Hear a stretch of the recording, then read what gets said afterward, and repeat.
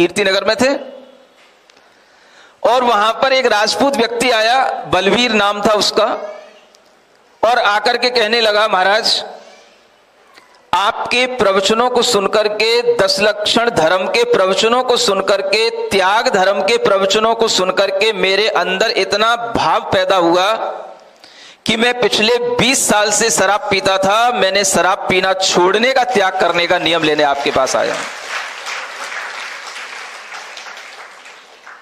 सुन रहे हो?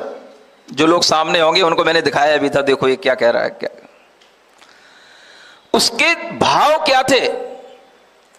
वो कहता था मैं पहले पुलिस में पहले दरोगा रहा और वह उस तरह से अपना रिटायरमेंट हो गया, अब मैं इस तरह का जीवन जीना चाहता हूं जो जीवन त्याग के साथ हो। समझो उसके अंदर त्याग की भावना पैदा हो गई। किससे? केवल प्रवचन सुनने से, ऑनलाइन प्रवचन सुनने से। और उस व्यक्ति के अंदर यह भाव आ गया कि हमने नहीं देखा श्री राम को, उन्होंने क्या तपस्या की, उन्होंने क्या किया। और वो कहता है कि श्री राम तो अपने जीवन में कभी इतना कष्ट सहे ही नहीं, वो वन में भी गए तो भी उन्होंने इतना कष्ट नहीं सहा। मैं देख रहा हूं कि आपका जीवन कितना कष्ट साध्य है और फिर भी आप प्रसन्न रहते हैं। मेरे लिए तो आप ही श्री राम से बढ़कर हैं। ये मैं अपनी प्रशंसा नहीं कर रहा हूं, मैं सामने वाले की बात बता करके आपके हृदय में ये बताना चाहता हूं कि आपके अंदर कितनी गुरु भक्ति होती है और दूसरे लोगों के अंदर कितनी गुरु भक्ति होती है।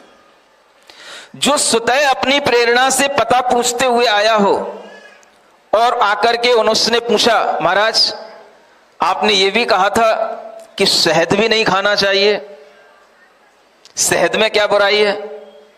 तो हमने कहा देखो, शहद जो होता है वो मधुमक्खी का उगाल होता है। उगाल समझते हो? उसके मुंह का थूक होता है। हर सभ्य व्यक्ति के लिए विचार आता है कि हम किसी भी जानवर के मुंह के निकली हुई कोई चीज न खाएं, उसे अपना सेवन का विषय न बनाएं। और उससे इतना कहा तो उसने 3 संकल्प लिए कल। मैं अब कभी भी मांस नहीं खाऊंगा, मैं 20 साल से शराब पीता था, आज मैं शराब का त्याग पहले कर चुका हूं और अपने अंदर हिम्मत करने के बाद, अभ्यास बनाने के बाद आपके पास प्रण लेने के लिए आया हूं। मैं अब कभी शराब नहीं पीऊंगा और शहद भी नहीं खाऊंगा। ये 3 नियम कल उस राजपूत ने लिए।